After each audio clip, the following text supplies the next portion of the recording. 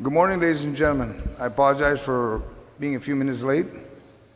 It is the Committee on Education, Finance, and Taxation now convenes this public hearing.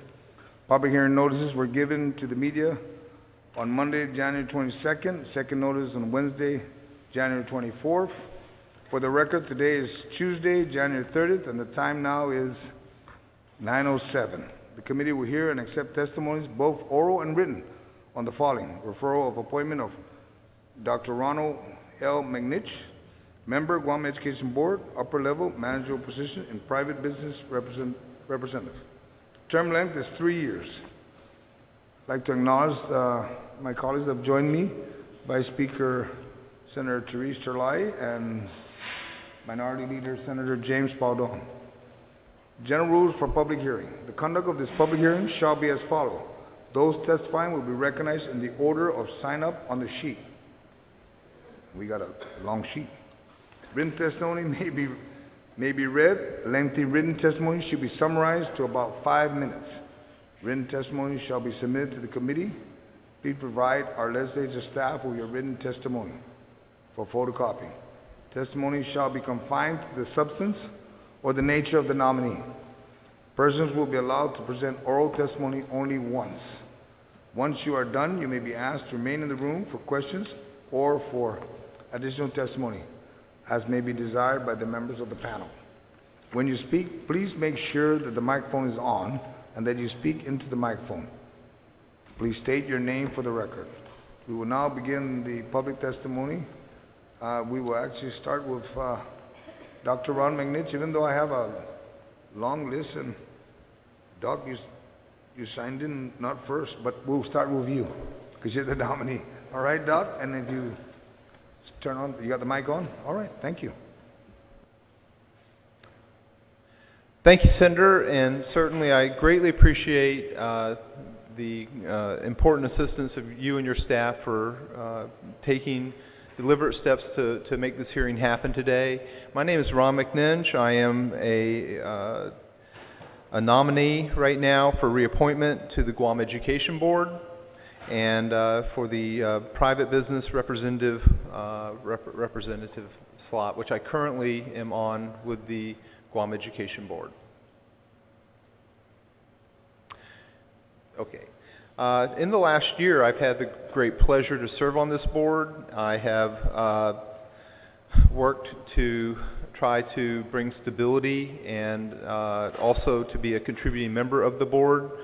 Most of my work so far on this board has been related to making meetings a little bit more convenient and also on working on long-term goals. And on our board, we're certainly concerned about the immediate concerns, many of which the legislature is aware of. We're concerned about financial stability, of course. We're concerned about many of the items our community is concerned about. I think that there is no greater public service I've been able to work with on Guam to date than serving on this very important board. It's an important board. It's one that certainly deserves attention, and it's one that certainly has been offered major support by our government to operate, and we certainly realize that. And but I have a wonderful set of fellow members on this board. They have a lot of experience on this board. I'm a bit new to the particular dynamics of this board, and I certainly have had a learning curve in the last year. But I have to say that I have learned quite a bit, and I will continue to learn, and I greatly appreciate the opportunity to be considered for reappointment. Thank you. Thank you, Doc. Does any of the panel want to speak? James? Senator? Hi, Dr. McNich. Good morning. And good morning, everyone. I know you've been serving on this board, so I just wanted to ask you, did you have any instances where you were the minority on the board, like voted against them? And if you could just share that with us. And I'm just kind of curious, and just also wanting to show on the record if there's evidence that you are able to do that. Yeah. Sure. I think because I'm a loudmouth, I'm always a minority. And that's just part of the dynamics is I'm not afraid to speak up and speak my mind. And I have had instances where I've had to speak my mind. It doesn't mean that I'm being contrary to my fellow board members. It just means that my opinion is diverse. You know, is diverse compared to the normal opinion. And I can give some examples of this.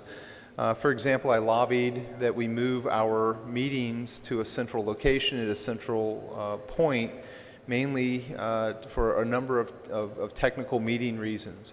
I've spoken to Senator St. Augustin informally about putting the Guam Education Board proceedings on video live feed, and if we have the central location, we can set it up to do that. And I think that would be good for everyone, and it would be good for our board.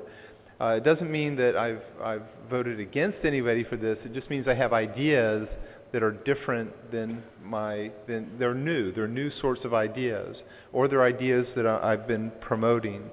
I promoted the point that the student representative should be allowed to speak early in the meeting rather than later in the meeting, because often we run late into the evening and young students should go home. And by the way, these are all things that through collegial deliberation we come to a consensus on. And there are some things that I've lobbied for that haven't taken effect yet, but how it works with a consensus-driven body is you give ideas and you discuss it, and after a while people will slowly adopt it. And I understand that. I'm not a pushy radical in that regard. I just like to talk about ideas and get ideas out there. Another example that certainly I think we'll work on is setting an annual schedule for this board so that we know for the whole year exactly when our meetings are going to be and at what times, and make a set annual schedule. And so that's certainly one that we'll work on. But I think that in general, the biggest thing I have been open about that puts me in a minority view is my openness about charter schools and my concerns about charter schools. And I'm not a negative critic of charter schools. I just believe we need to work on a lot of details related to how charter schools operate, how they're overseen, how the relationship between the education board and charter schools. There's a number of items that I believe need to be, from a policy standpoint, reconciled and continue to work on. And there's been some good work this year on it. But I've been fairly outspoken about charter schools in that regard. That is, I'm deeply concerned about them. And I think that there's some ideas that we can talk about to address these concerns. But I think in general, I have not been a person in the middle all the time on the board going along with everything. I've always had opinions that I've contributed. On the other hand, I don't overtalk at meetings. I'll usually offer 2 or 3 points per meeting and leave it at that. But thank you, Vice Speaker. If I may just ask one more question. Yes, so recently, with the current composition of the procurement committee for the Simon Sanchez, DOE, of course, is on that. And we had heard really no complaints from DOE as to their position on there and what they were able to accomplish until there was a new bill, a new proposal to put DOE in charge of that as opposed to the committee and our Public Works. And I guess I wanted to just ask you, what is your position on why DOE is not able to get what it needs or get what it wants during this procurement? Sure. Or do you think that is the case? Because Sure. that's what it was kind of implied to us, I thought, during that hearing. Sure. Now, this is where I get to be a little bit critical, and I don't want to sound a little bit critical, but the procurement process for the government of Guam is totally broken, and nobody wants to fix it, in my view. And it needs to be fixed. And there are pragmatic ways to fix it. It's not just DOE, I think it's throughout the government. We have, for example, we have people making protests about procurement issues. there's no feedback loop to tell the government where they made mistakes in the procurement process to then avoid the exact same procurement issues in the future. That is, in a normal system, you're supposed to have a feedback loop, and that feedback loop is probably best done through the persons handling the procurement complaints, and that would be the public auditor. If there's no teaching heuristic, we'd call a heuristic function, where you're teaching government employees how to avoid these mistakes in the future, we make the same mistakes and you end up with the same protests over and over and over again. And that's part of the riddle, I think. But I think that in general, procurement in the government of Guam is broken, and we need to have a very frank conversation about how to deal with it. It could be that the policies internally need to be changed. It could be that the law itself needs to be changed. I don't know that solution. But I think that I can say from wearing my board hat specifically, and I was just mentioning from a general view, my view of procurement, my board hat specifically, the Simon Sanchez school issue has been a major headache for this board. We've spent a lot of time on it. I think, to be blunt, as a board member, I believe in totally entrusting the superintendent's office. And then if they need the board's input and opinions, that's where we enter into the mix. On the other hand, we do serve as on this board is what we term technically a cosmopolite function, where we're helping the public and helping the government to see the things that we sort of need in the Department of Education. So that's another function of the board. But in general, in terms of specific operational kinds of issues, I've been very careful not to really try to influence them, but mainly try to assist where I think I can assist in various areas. Thank you.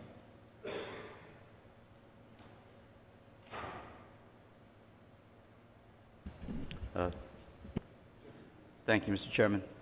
Morning, Dr. McNinch. Morning, sir. I don't really have, well, I do have a couple questions.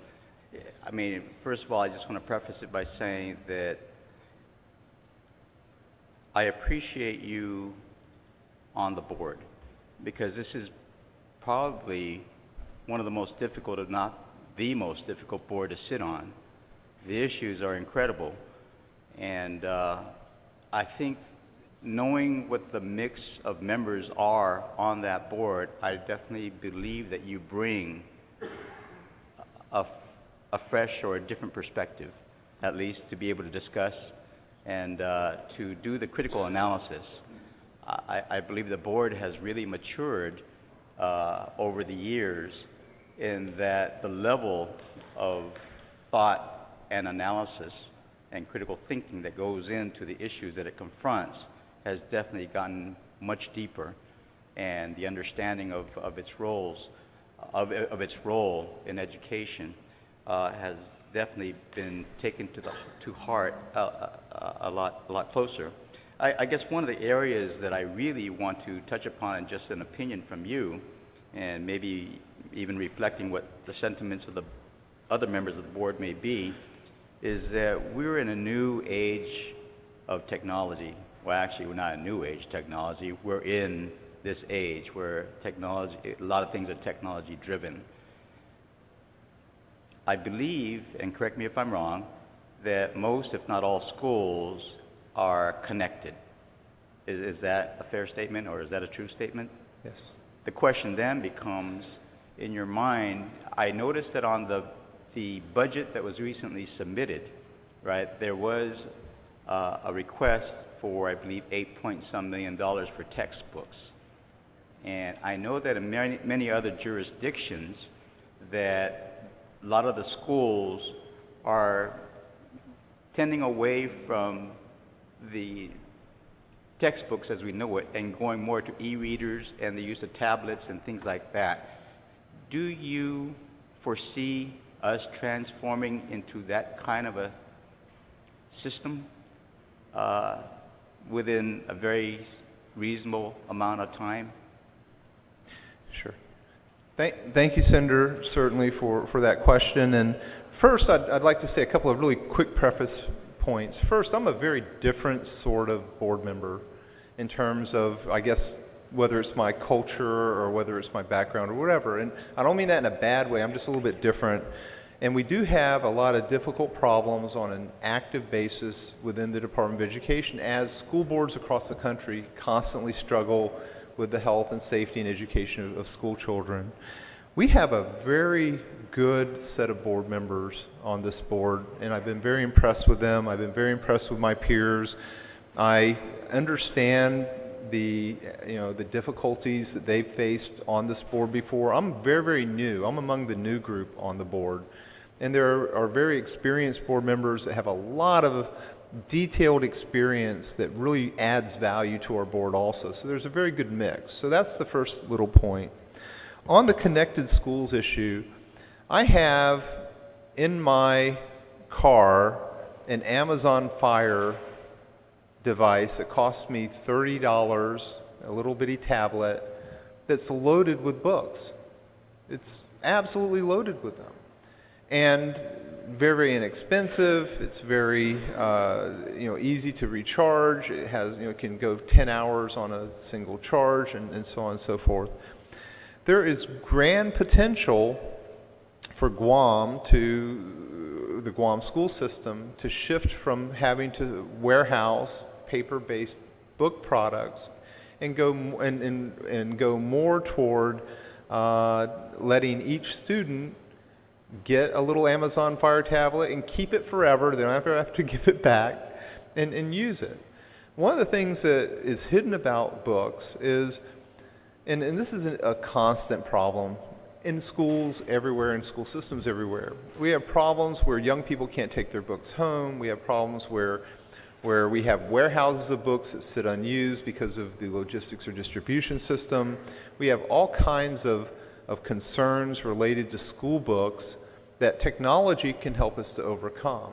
And I think that we can use technology to overcome it. We just have to commit to it and sell the public on it and sell our government on it, there are good reasons that we want to do this, so that we're switching from the paper-based types of systems to more electronic systems. And I remember when I first joined the board, I think I had a conversation with Senator Agustin about this very point. We should consider technology as one of the solutions. He has a lot of great experience serving on that board, or on the board that I'm on. So certainly connectivity is a big deal, but also there's a whole other secondary aspect. If we switch to a technology-based school book system, we also switch students into a more progressive, technology-forward kind of socialization, because those tablets, those devices are going to be with them their entire lives.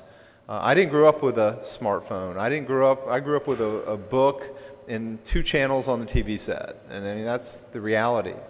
And the radio, and you listen to whatever the radio could offer you. No cassette tapes, no 8-track. There was an 8-track tape. The technology today is very different from the technology I grew up with, and we have to appreciate and embrace it and make it work for us. But thank you. I appreciate that. There's not much more to say. You had my support last time you were nominated, and you still have my support this time. I think of glowing evident. What is glowingly evident is that you have also a lot of support and respect from your peers. There's been a lot of testimony submitted, and I don't want to overkill it, but many people speak to, I guess your real concern and your real involvement in student activities and in the caring that you give them in terms of raising them up, not just as a professor, but really being involved in their lives because you care. And I think that speaks volumes to you. I know also have a daughter, and who's gone through the school systems and whatnot, and she still is, and you've done a good job with that. So I think that kind of lends itself into your ability to be able to almost use the same kind of principles and standards that you expect out of your own child, and really hope that you can make a difference in so many other children's lives, however you serve. And I think this board is a great platform for you to be able to discuss those issues, to see how we can lift our students up, to make them perhaps more ready. We're in a changing world, and I think it starts with the caring and the compassion, and then from there, the lessons that come with being a student. But I have no further questions. You have my full support, Dr. McNinch, and I hope you just continue to proffer the ideas. And again, you're right. Sometimes you are out of the box, and may not necessarily totally agree with you, but once you explain yourself, I do understand where you're coming from, and that in itself, I think, is healthy. Whether we agree with you or not is not the point. It's that let's put the ideas, the possibilities out there in terms of how do we improve the education system, and how do we really get the people who are to follow us, who are going to take over what we're doing, prepared to be even better than what we are. I support you 100%, Dr. McNinch. Thank you. Thank you, sir. I certainly am very proud of our students at the university. My young nephew in 1996 was at Price Elementary School. He was 10 years old. He loved it. I have a long-standing appreciation for the Department of Education, our school teachers, and as well as our students. And in fact, at the University of Guam, I've been very impressed and pleased with our students. And I think that the higher expectations we can have of our students, the better our community overall is. Thank you. You have one more? Just one more. Okay, no problem. You know, just one more, only because I went back to your opening statement, and you touched upon charter schools. Could you just kind of speak to Sure. where your position is on that? Sure. Thank you. I believe that charter schools can work on Guam. I just don't have a lot of faith that the current construct for charter schools is working very well, and I think that's obvious. And I believe if we should review and maybe hold a nice in-depth conversation about the future of charter schools under how we're going to manage them, how we're going to fit them into our process. I think that I don't think that the totally independent charter school that has an indirect connection to DOE is working very well. In many jurisdictions in the United States, charter schools are under the school system proper as a function, and I think that that model might be discussed or talked about. Right now, our superintendent and our administration over at DOE is taking a lot of time to deal with a lot of charter school dynamics that technically they shouldn't have to do, but they have to do it for a number of reasons. We need to have some good conversations about that, and I think that I kind of feel that we need to not be distracted by things like a charter school model when we do have the vast majority of our students in a whole stable system. So we don't disrupt our whole stable system because of new ideas. We allow new ideas to infuse our system, that's great, but we don't cause negative disruptions on our system, and that's the points we need to talk about and work out, I think, a little bit. But thank you, sir. Thank you. Thank you, Dr. McNinch. Thank you, Mr. Chairman. Thank you, Senators. I'd like to ask former Senator Chief Zizaki, sir, if you can please come up. You want one more question? Okay, go. Please have a seat, Senator. But Senator Chalai would like to still ask one more question, and also Ms. Gutierrez, Vice Chair, former Chair, Vice Chair, former colleague, Board of Education. If you could please have a seat here. But we'll have the Chief first. And if the superintendent plans on making any comments, you can move up if you want. If not, okay. But we'll start with Senator Chalai. That one question to the doc, and then Thank you. Yes, I wanted to follow up again on this Simon Sanchez procurement. Mm-hmm. And regardless of our thoughts of the procurement system, I mean, we have to work on perhaps any changes that might be necessary for the procurement system. But this system is the same system that has got us to build other schools. So I'm concerned, I guess, about part of your answer where you said you've deferred it to the superintendent and you have to trust everything from the superintendent, but I'm asking you as a board member, we are looking, everyone's looking for the board to be, we asked DOE to be the lead in this when it came before us months and months ago. And we thought that that was possible within the structure of the procurement committee, for the Simon Sanchez Procurement Committee. And so I guess I want you to clarify, what are you thinking your role will be as a board member in regards to not just Simon Sanchez procurement, but all the other school repairs and the urgent needs of the schools? I don't want to go away thinking that that was just, I guess I'm not satisfied if that's the answer, that we were going to put that off onto the director or the superintendent. I do believe that's a board role, that you have to lead. You have to lead as well as the superintendent. So I don't know. Could you please just expound on that? Sure. Thank you, Madam Vice Speaker. On Simon Sanchez High School specifically, we held major meetings there. We got a lot of input. We framed the problem. We looked at the problem. We really took a lot of time and effort on it.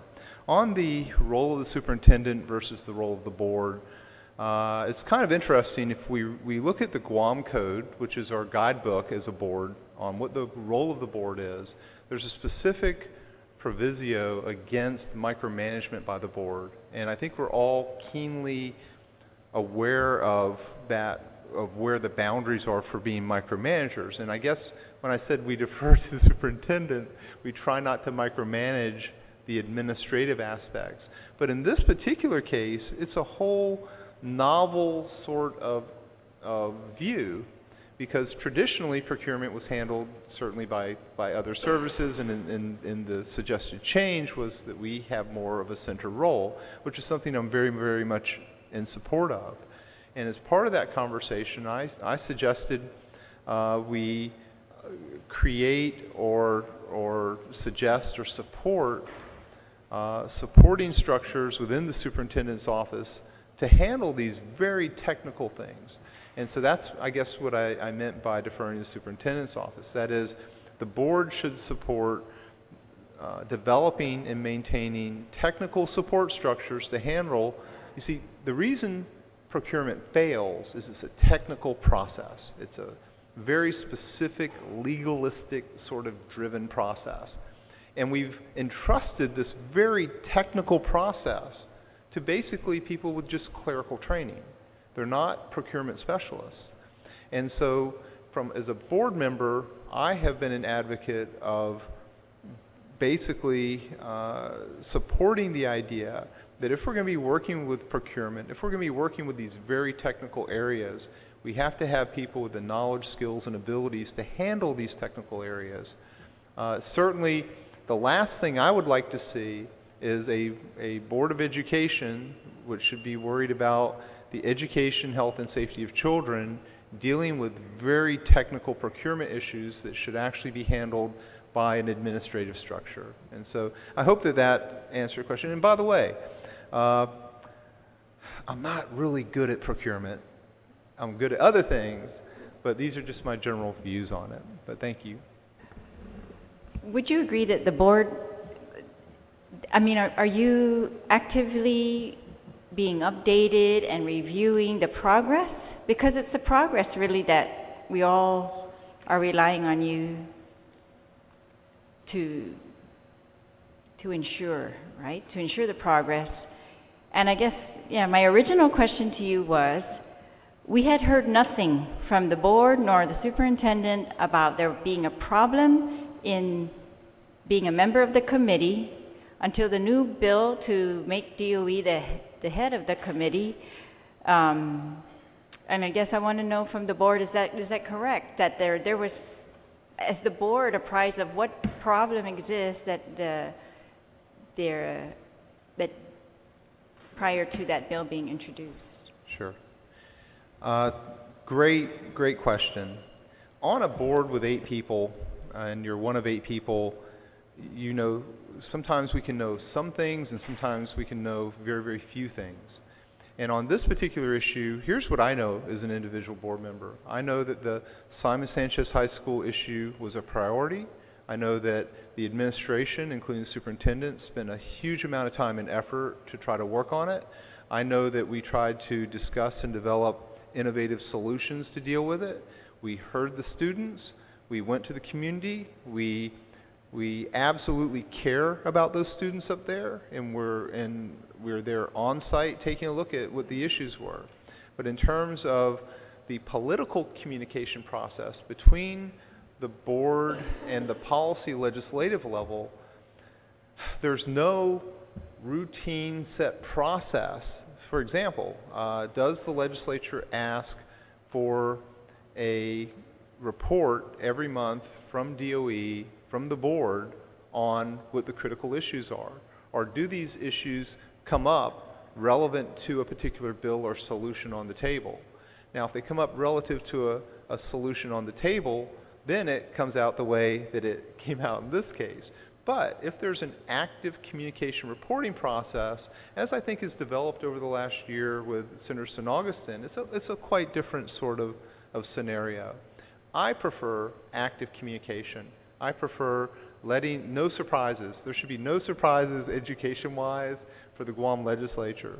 There should be no surprises for any of the board members. Everyone should pretty much know what's going on and know how to deal with things. And I think that that's the direction everyone's going in general. And but again, it's not going to be a perfect process from the beginning. It's going to take a lot of work, and it's going to take a lot of work from all of us. And the last thing I think anybody's going to do on this board is play political games with the legislature. And in fact, we've had those conversations amongst ourselves also. That is, we're worried about the health, safety, and education of children, and everything else is everything else. And the health and safety part's related to the school facility, so it's a priority for us.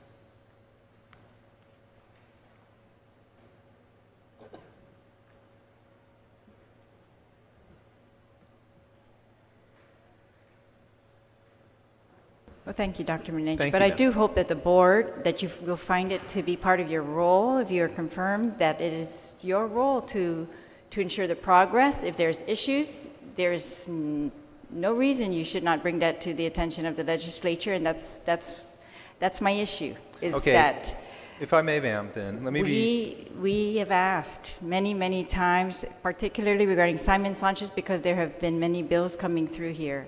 And that's what I want to make sure, that, Sure. that the board is also being very active in ensuring the progress of, I mean, you are the board, the policy board for the Department of Education. I'm a strong advocate of active communication, and trust me, you give me 5 minutes, I'll talk your ear off at any given point about any given thing you're interested in, and when there's an interest that needs to be lobbied for, I am a strong believer in appropriately working with and contacting the political system to do so.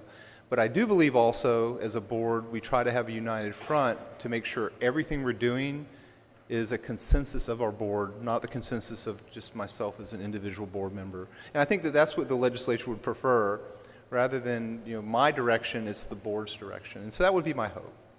But thank you, ma'am, for that question. Chief, Senator, my former boss. Good morning, Mr. Speaker, Speaker St. Augustine, Vice Speaker Telahi, and my old colleague, Senator Espadon. Thank you for allowing me to testify.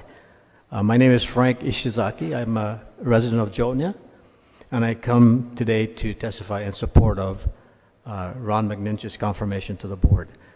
I know he's governor's appointee for the business sector, and I've known Ron for close to 17 years, off and on, and I consider him a colleague and a friend, and I think that you will find very few people more passionate about youth and education and mentoring and keeping our kids safe. And I think the board is well represented by confirming Ron or reconfirming Ron. And I've known him as the president of one of the chambers, the Northern Chamber of Guam, and I've known him for so many years in teaching various public administration and criminal justice courses. There are many things that Ron has done, but I think I know him also to be very outspoken, and I think it's good to be outspoken. And I think we all try to find that level balance. So I don't want to take too much time other than say I'm here to support him, and I trust you will confirm him. Thank you very much. Thank you, Chief. Senator. Ms. Gutierrez, I know that the superintendent is just eager to answer Senator Chelai's question, but we're not here for that, and I know you're going to give her a good response on that one, John. But Ms. Gutierrez, please. Good morning, Chairman of the Committee on Education, Vice Speaker, and Senator Espadon. Before I read my testimony, sitting back there listening to Dr. Mang-Eng, I think we have two people on the board, and that's me and him, that we say what we want to say, and you take it from there. And I think that's what makes us work together. But anyway, and I know Dr. Mang-Eng. I've been with him 1 year and 29 days, 30 days as a board member, as a vice chair of the board, and then for the short time as a chair. And I can say that, yes, we sometimes butt heads, but that's the good thing about it, is we say what we have to say and we agree to disagree. But I'm here today to read a testimony that for Dr. Mang-Eng. Dear Chairman St. Augustine, thank you for the opportunity to provide testimony regarding the nomination of Ronald L. Mang-Eng as member filling the position of the private business representative on the Guam Education Board. We hope that the legislature will consider his nomination thoughtfully and take appropriate action. The Guam Education Board stands in need of two important things at this juncture. One, membership and stability. Currently, Dr. Mang-Eng, the Guam Education Board, is operating with 8 members with 1 vacancy. While only 5 members are needed to take action on matters that comes before the board, the Guam Education Board, we have found that there are times when quorum is an issue due to members who are off island or on personal leave.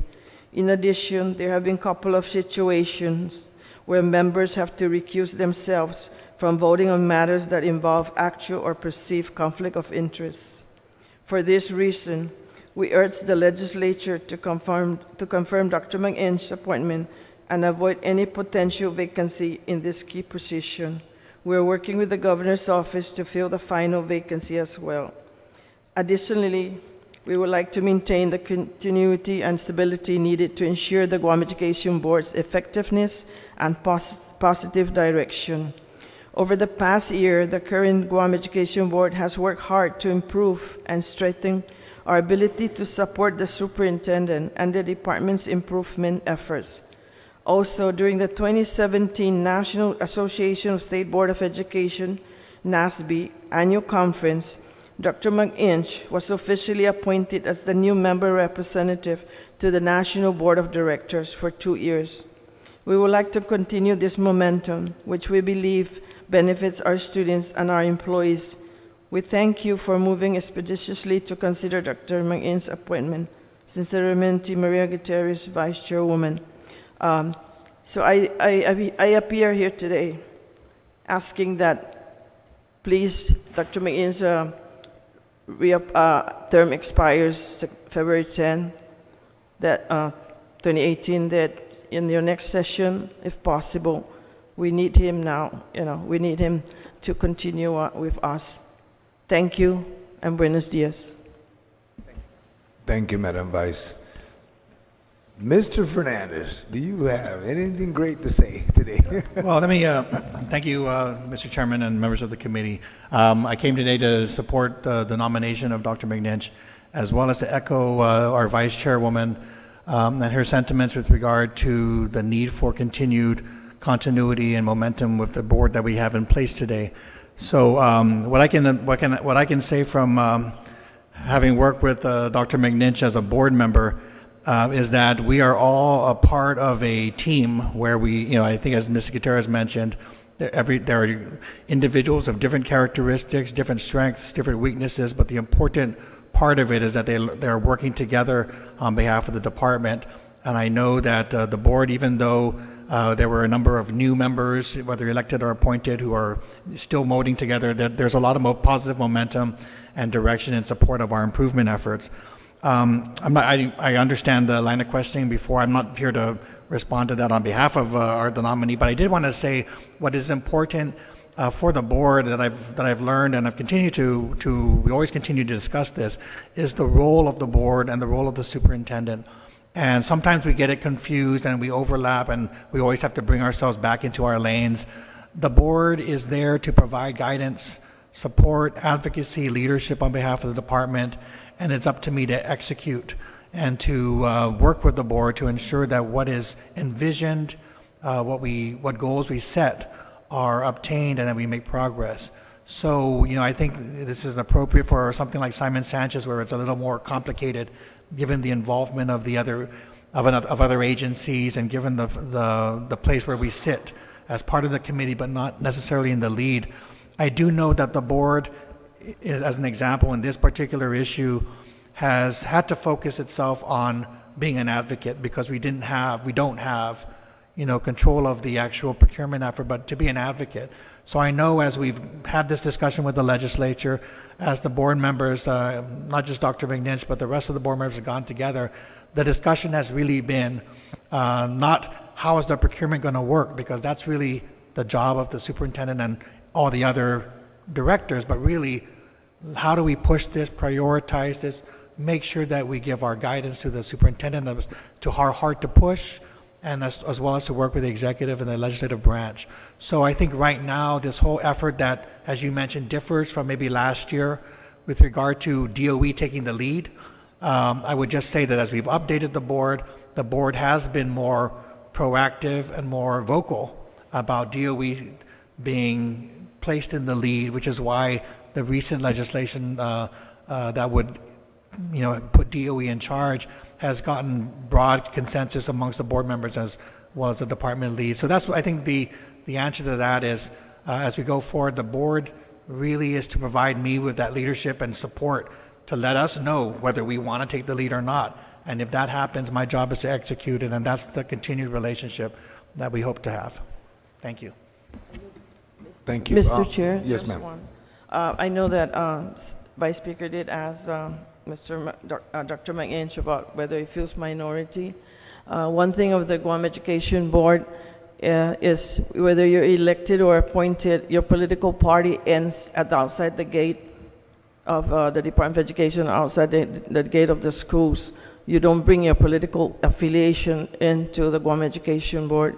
As we are nonpartisan, it's very clear in the law that the board, Guam Education Board, is nonpartisan. So regardless of your party affiliation, it has no business for the Guam Education Board. So I just want to make that clear, that no one is minority. Everybody is equal. You may be chair or vice chair, but we're all equal. So we don't feel that once that they're the appointed and we're the elected. No, we all serve one special group of people, and those are the students. So I think that we all as being one of the oldest board members sitting there, that bothers me if they're saying that's appointed, that's elected. No, we're all one of them all. So I just want to make that clear, that no one. Thank you. Thank you, Madam Vice. So at least I'm happy when I walk into the board. Being a former board member, I don't have to worry about my political affiliation. Even for you, Senator James, being in the minority, we understand. Just come and join me at the board, because then you don't have to worry about your party affiliation. But we have one more person that also signed up, Leo. You given written, Leo, are you here? You given written testimony. Did you want to read it, or you want to? Okay, then please join the panel. And I have a lot of written testimony here, and I think, I don't know if everybody wants to read it. We have it. All my colleagues will get a copy of it. I will read off everybody's name that's here in support. I got 3 sheets. I can read them all, and I will read them off for the record. So, Mr. Could I just tell this, the Vice Chair and the Superintendent, thank you very much for your testimony today. I really appreciate that.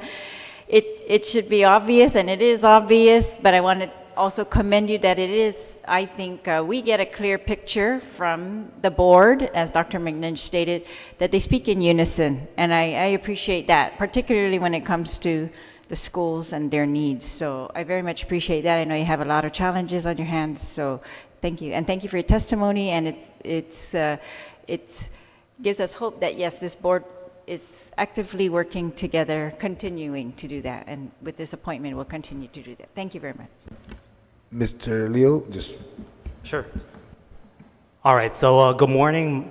My name is Leo, and I am a product of the Guam public school system, and at the same time, a current graduate student of the University of Guam.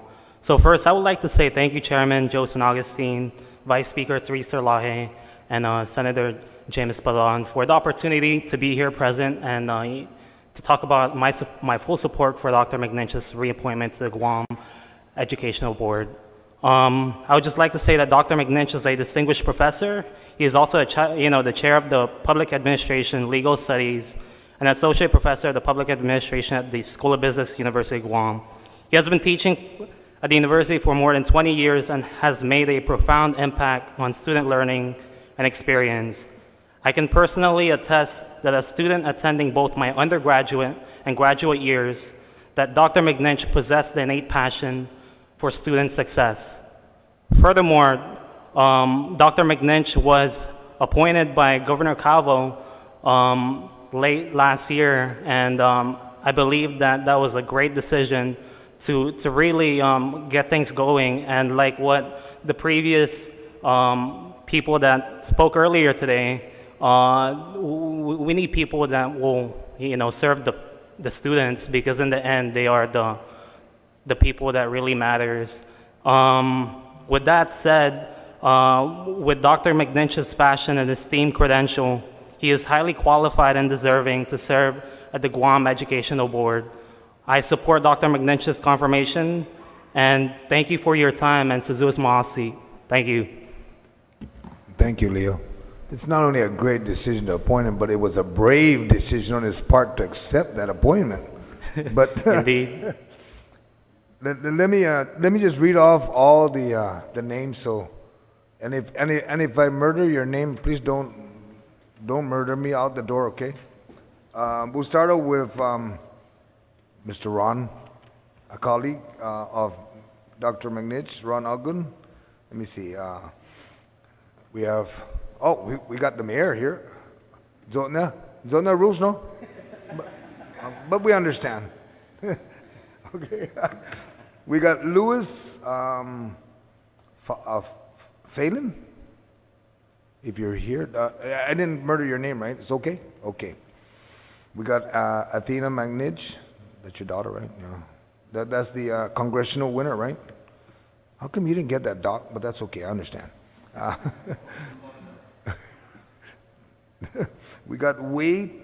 I don't know if I had the penmanship. How do you pronounce your last name, sir? Stuckey, okay. We got Gabriel Dahalik. We got Matthew Roland, okay. We got Jim, retired too. Roland, correct, sir. John Domingo, Victoria Spaudon, Senator Spaudon, that's your family, okay. Leticia Babas, you're here. We have Charlene, Likiak. How do you pronounce it? Likiak. Okay, thank you. Timothea Achizo. Okay. Okay. We have Eric. The last name's not even spelled. You're here. All right. We got Lawrence. I don't know if this is Garcia or Garcio. Anyway, he wrote his name in. We got Pelma. Hey, Doc, you need to teach them how to write a little more clear. I know they write. I know they type great letters and and essays and stuff, but okay, we got a Pelma. Pelma. Okay. We have I don't know, Annabella. I guess. I mean, I'm not too sure if it's Annabella. That's you. Okay. We got Eileen. See, you want? Aline something?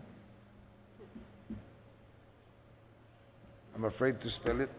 It's, well, okay, I'll just move on. We got Marvin Conzario, Jason Myra, M-I-R-A. Okay, we got Momuli Ennis. Oh, Momoko. That's a K? Okay. You see, I'm not trying to murder your names, okay? Oh, and I got my cousin here, Tricia Simzo. We have Fleur, I don't know, I'm going to assume it's an F.L. Floriano. I'm correct? Okay. We got a Sarah Tahaji. We got a Simon. Okay. And we got a B. Hardy. Okay. Am I pronouncing this safe? Okay. We got a Rico Crisostomo. Okay. And Dr. Manichi, did you bring all the other students, even the graduates like Leo? I mean, no, I'm just kidding, Ron. But you know, Doc, I've met with you on many occasions. Oh, wait, I got another list here. Grace Donaldson and my nephew here, Jonah Mendiola, student. And I have all the support you have, Dr. McNitch. And you know, and I just want to let you all know, I think the testimony is done, right, pretty much? There's nobody else? Okay. Let me just, did you want to say anything? Anybody want to say anything before I... Can I just add to congratulations, not just on your nomination, but on this election to the National State Board of Education, and thank you for doing that for Guam. I appreciate it. Vice Speaker, can I just touch on that?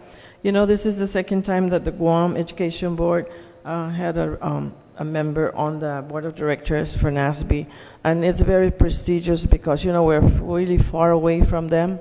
Actually, we're the only one that's very active out here in the Pacific Ocean, but with Dr. McInch being on the Board of Directors now, and two of us are also member of the NASB, we know that Guam will be well represented. We don't just go there and keep quiet. We have been very vocal, and I know his first time to join us at the conference, he knew that I really spoke up. So it is a very prestigious, and we'll continue to nominate members, you know, for the coming year. Thank you. And also, Madam Vice Speaker, I think I was able to be elected to the NASB board because of all the work that Mrs. Gutierrez and the other Guam board members had done over the years with NASB to really lay the foundation. And it actually, I was elected, and Mr. Lujan of our board nominated me in the election last summer, and Mr. Paul Miura from the CNMI school board system also was a very gracious supporter of our efforts. So it was a very nice, positive sort of process. But I think Mrs. Gutierrez and all the efforts of our other board members have really helped us to get to that point. Thank you. Thank you. Let me just close up real simple. There's no one else to testify on behalf of Mr. McNitch or for or against. They're all here, the four. And the committee will continue to receive testimony for the next few days, no later than Thursday, actually. I'll give it to the end of the week. Please address your written testimony to the Committee on Education, Finance, and Taxation. Submit it via email to Senator Joe S. and Augustin at gmail.com. My office is located at Rand Care Building, second floor, Suite 3, 761 South Marine Corps Drive, Tamuning, Guam. Dr. McNitch, I think we spoke about this, the issue of, there happens to be, ladies and gentlemen, just wanted to make sure that everybody's aware of it. On Title 4, Chapter 2, there's a section that says that part of any appointment, if anybody's being, the legislature is being asked for their consent, you must attach your DD-214. For some that may not know and is not familiar with the military, if you don't serve a certain number of days on active duty, you won't get a DD-214 when you're released. The reason I bring this up is because Dr. McNitch was in the military before. He should have just stayed longer, but you know, that's okay. He wanted to teach you folks. That's a great option. But he was in the military. He went to basic training. He went to his advanced, what they call the AIT. And then because of the short number of days, they didn't issue DD-214. My office is looking for it. We're trying to find it. We have documents from the Georgia State, from the Army Reserve, from the National Guard of his service. I'm working with legal now to determine if the application of the DD-214 is really what the Guam Legislature at the time introduced that into law. And if I need to introduce an amendment so that in the substitute of a DD-214, but other documents that relate to a service be provided, or if the individual doesn't need to report that he was in the military because his credential will carry him like Dr. Magnich has done in the past 20, 30 years, that should have sufficed. But until such time, unfortunately, the committee will hold this. But at the same token, Dr. Magnich, even though your term is supposed to end on February 19, legal's also researching the 90-day rule after you expire, trying to find a way to keep you active, or not actually find a way to keep you active, but that you're still active until we can resolve the legal part of his packet. And once it's resolved, if I can submit it by the February session, I will. There will be no doubt in my mind. It'll go in as fast as Leo asks that it go in. All right, Dr. Magnich? Mr. Chairman, can I just get Yes, clarification? Because I know that maybe the law has changed, that if he has not been confirmed, if his term expires, and the legislature is in session and we have our board meeting, is he allowed to vote? No, I'm getting legal guidance on that so that we can stay on beyond his date, February 19. Okay, I just don't want any challenge to, don't worry. I would be advising you because I oversee education, so I will let you know. I don't want you guys to be left in the dark. Okay, and one last request. I know it's from Dr. Maines, but he's also a board member. Please review the Title 17 of the duties and responsibility of the board and the superintendent, whether there's anything there that, you guys, that this legislature needs to review, but work with us, okay? Don't amend something without our input, because, there was bits and pieces that were being amended.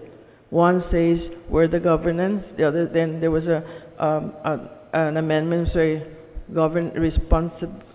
general supervision of policy. So as of all board member there, I know that there has been so many changes, and the chairman knows because he was on the policy board where they created the hybrid board. So please, let's work together, but do not make any amendment without working with us. I'm just being very honest about it. Thank you. Thank you. Thank you. Sejus Masi for all in attendance and participating in today's hearing. And for those at home, thank you for watching. Thank you. Thank you. All right, thank you, ma'am.